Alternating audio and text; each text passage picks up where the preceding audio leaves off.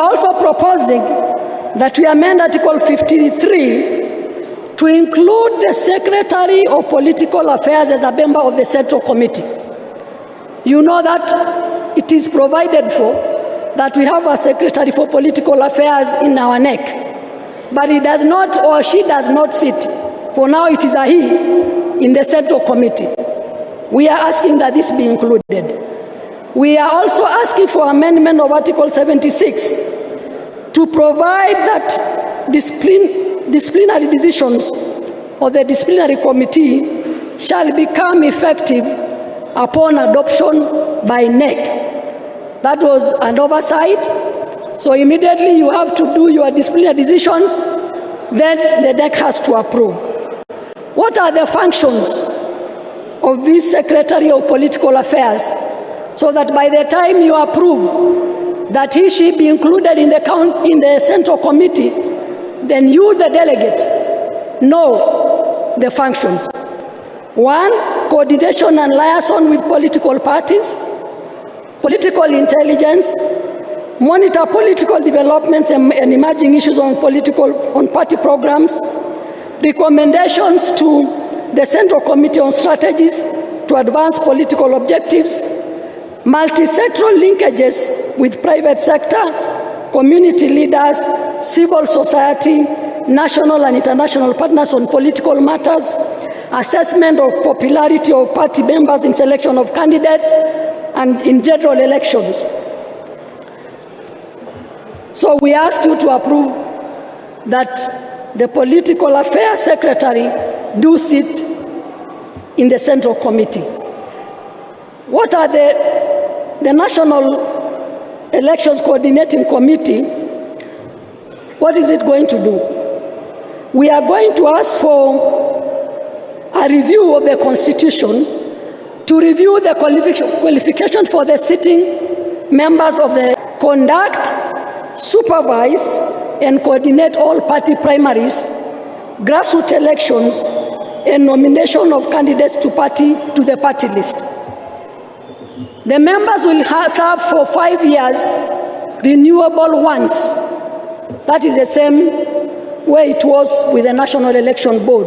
So you can only serve for 10 years. The first 5 and then renewable once.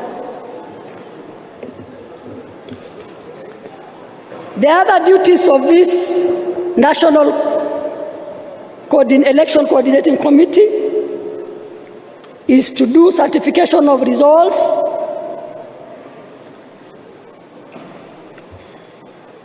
I am reminded that there is an amendment that we are proposing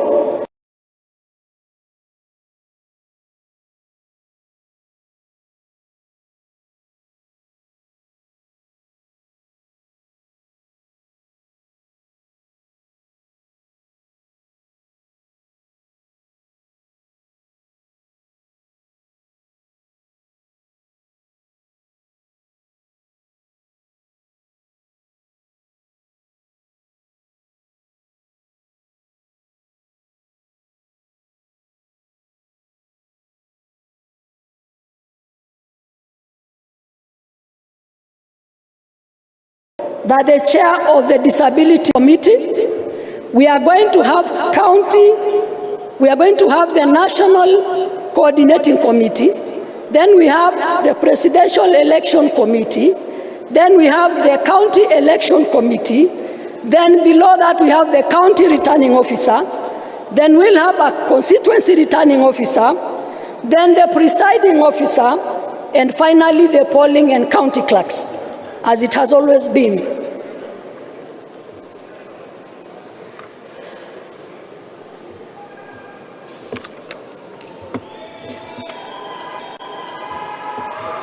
Now, we are also proposing amendments so that we reduce the number of delegates that are going to be picked or elected in your grassroots elections. It is proposed that, contrary to what it has been, you know, we have been having 20 youth leaders in the polling station, 20 mainstream leaders, and 20 women league leaders. It is proposed that we reduce to 10 youth leaders in the polling station, 10 women league leaders in the polling station, and 10 mainstream leaders, making a total of 30 officials at the polling station when you go for your grassroots elections. So this is a drift from the 60 to 30. This to me is a very good move. You are asked that you do all this through consensus. Our party elects by way of consensus.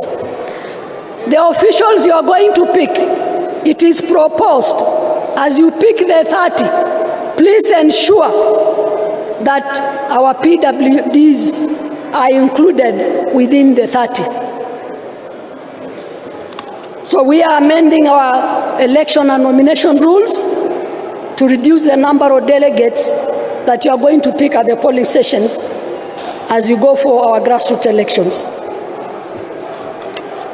There shall also be a county returning officer, a constituency returning officer, a deputy returning officer appointed by the National Election Coordinating Committee but approved by the Central Committee. This provision was not there. It is proposed that it shall be there. There shall also be a pool of returning officers. This party has over years trained very able, committed returning officers who can be put in a pool from which we can pick them for deployment.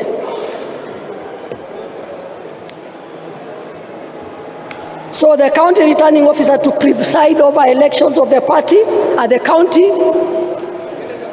for the county, the governor, the senator, the county women rep, and the National Assembly. While the constituency returning officer to preside over election of the party constituency officials, members of National Assembly, and members of the county assembly. So the county RO deals with the county, while the constituency RO deals with the lower cadres. Those are the propositions that we are making.